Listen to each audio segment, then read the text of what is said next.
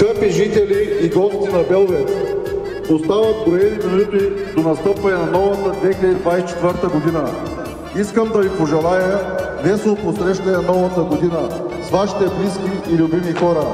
Радвайте се на всичко хубаво около вас и ценете това, което притежавате.